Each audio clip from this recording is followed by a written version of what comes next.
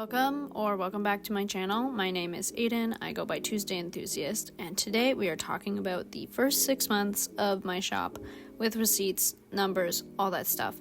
And you'll see little clips in the background of me doing things that I do all the time in my shop. So welcome to it. I have a wicked cold, and I'm acknowledging right now that I sound a little funky wonky, but if I don't record this right now, I will not record it for a couple months. Just also want to disclaim that obviously this is not a braggy thing. This is partially honestly for me to look back and be like, oh, cool, I am making progress. I am moving forward. And it's to show you some of the behind the scenes of having a small art business that a lot of people honestly don't really talk about. Anyway, let's get into it. Well, let's start right away with sales information. So since I started my shop in February, I've made 15 sales on my art shop or on my art pages, which have totaled at $297.50, and then I do have a couple redacted commissions from this list as well. The sales in that $300-ish include like my mail club subscription, prints, and then sometimes people buy things in my DMs of social media. Here's the thing. Honestly, I'm kind of super shocked and surprised that I've sold more than $100 total. Like, that's crazy to me that we have reached this point this early. I kind of was not expecting what we're seeing here, but that is what it is. Because, you like start something new and you're like, do other people like this as much as me, or am I just crazy? I don't know. So it is kind of nice to know that you're also enjoying the art that I'm making, and I'm loving sharing it with the entire world. Like, when I'm making art, I feel the most like myself, and I really truly hope that I can do this full time one day.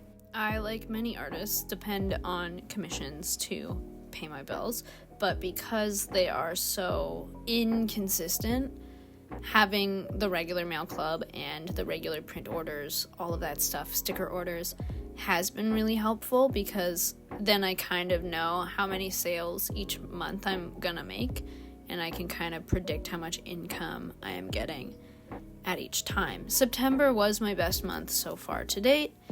It had been picking up speed, honestly, kind of exponentially since February, but September was definitely my best month so far, and I'm hoping to have many more months similar to September. We can't really talk about running an art business, unfortunately, in 2025 without talking about social media to promote my art account and share that information. And some parts of it I love, like this YouTube channel. She and I are good friends. Instagram and I, TikTok and I, I've really had to learn how to use them in a way that doesn't feel like a chore. So I'm going to share some tips with you for how I manage myself on social media so that it's not taking up a bajillion hours of your day. Also, now you are going to be watching a little clip of me drafting a sticker of a bunny that says, "Show me your buns." And I made this because my friend Caitlin has bunnies, and I thought Caitlin would love this. So it's kind of for Caitlin and also for all of you eventually one day. Okay, social media tips, we're locking in.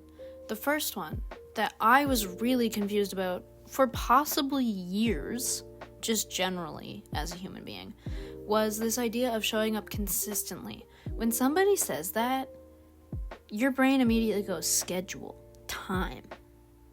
That's not what it means. It means showing up with the same kind of core messaging and values embedded in your content.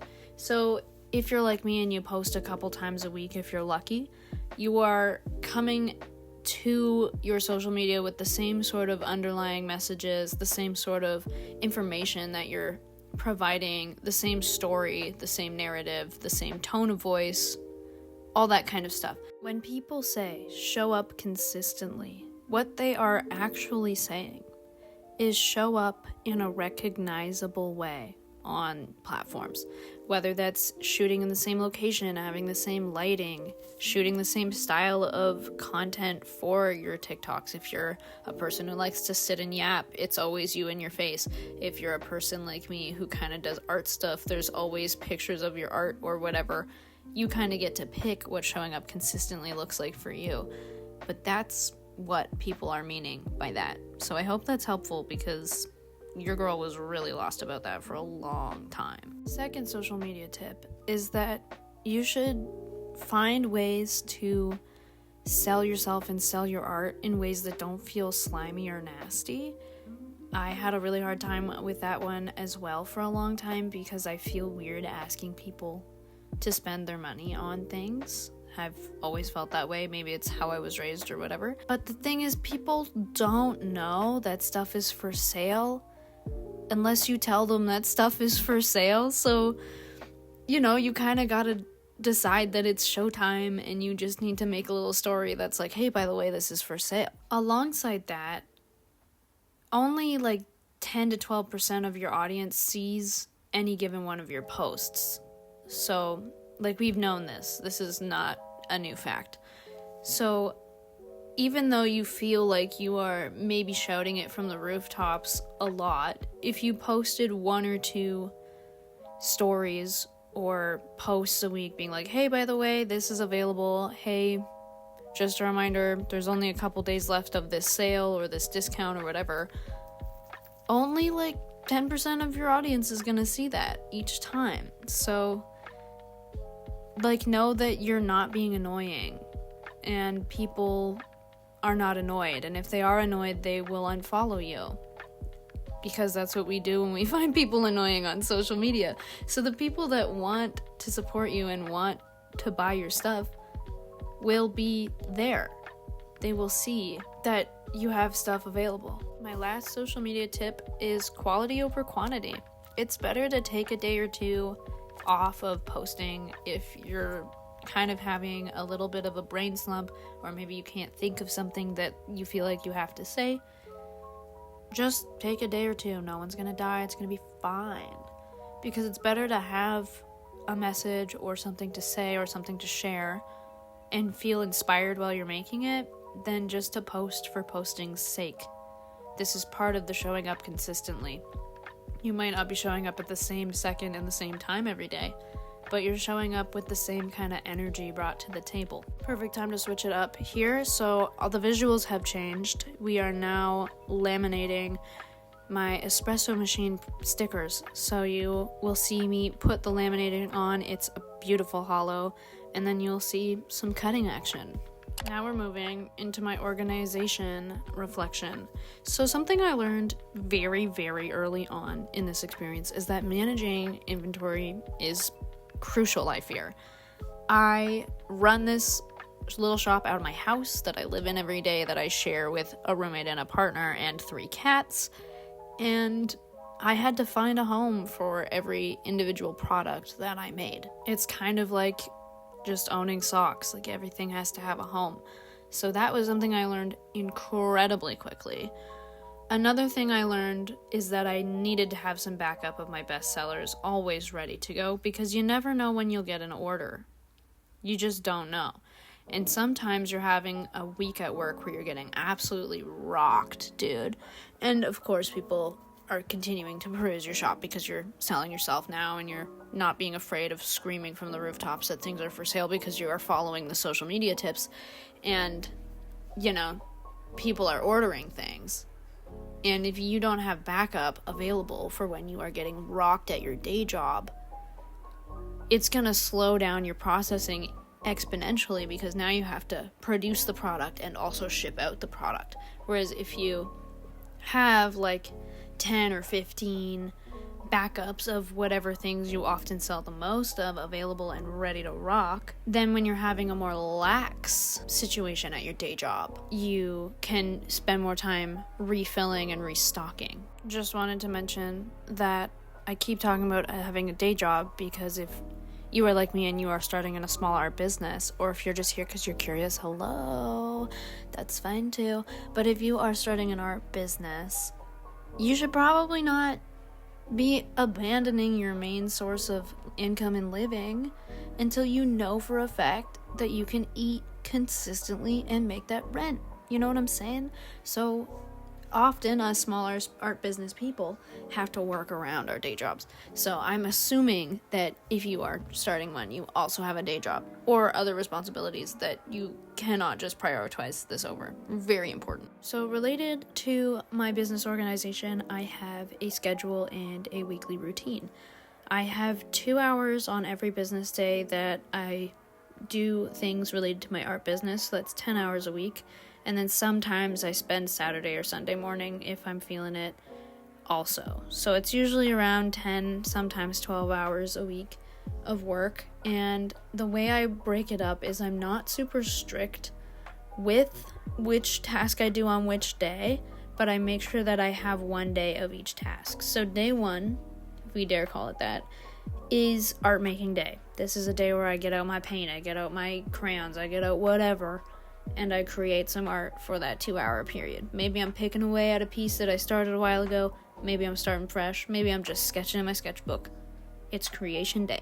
Day two is boring back-end email day. Nobody loves being in their email inbox.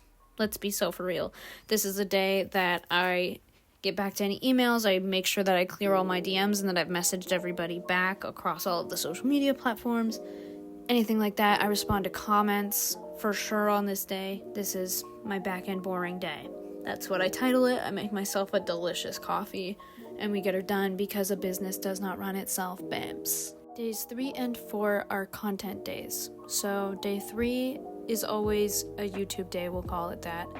So 1 week I film for an hour and then I edit for the next hour, and then the next week it's like a 2-week kind of situation. The next week for that 2 hours I will edit and then I will upload and all that stuff. So I'm currently uploading about 2 YouTube videos a month at the moment. That just seems to be what works out well with my current work schedule. And then the second content day is related to short form content, carousels, anything related to like Instagram, TikTok, Facebook, whatever, that sort of stuff. So this is the day where I will think of the ideas, I will write the ideas down, and then I will edit and compile all of that information. I give myself a hard 2-hour limit because if I spend more time than that, I'm kind of wasting my time, I notice, or I'm getting like really nitpicky, and done sometimes is better than perfect, and that's how I live. And the 5th day is my professional development day, which is just a formal way of saying I learn things about like how Pinterest works. I wish I was joking. Or I save maybe an informative YouTube video, or I'm following a course about how to use a specific art medium, whatever. I spend 2 hours a week developing myself as either like from the business side or the art side, so that I'm continuing to improve my skills both from a business standpoint and also a creativity standpoint. The last thing in my organization that I've done is I am incredibly realistic in what I can accomplish in a week as a person who has a day job and also has to like, cook and eat and live and sleep and talk to people, God forbid, to feel whole, So you don't make yourself do more than you can handle. It's okay if it takes you more time than you expect it would to do a task. Spend some time when you're starting out, like literally putting on a stopwatch for how long it takes you to do a certain activity. If you are capable of figuring out how long tasks actually take you, you're much more likely to feel successful in the long run because you won't feel like you're always playing catch up. And you'll be a bit more confident when you are scheduling your time around all of your other responsibilities that you will actually get the things done that you have set out to. So yeah, thanks for stopping in. This was, once again, the 6-month roundup of my art shop. I can't believe the progress we've made. I can't believe how much I've already learned. When I look back at February me, I'm like, who was that? That's crazy. We are so different and we are making such different art. So if you are inspired by this, I would love it if you gave this a little like and hit subscribe. That would help me out so much more than you would know. It's a little action for you with a big impact for me. I will catch you in the next one. For now, you are more than welcome to check out some of my other videos kind of related to the same thing. And I will see you with another one of these check-ins in 6 more months. I think I'm going to do them biannually, twice a year. Just feels like a right amount for me. Anyway, stay crafty out there. Love you. Miss you. Have a good day.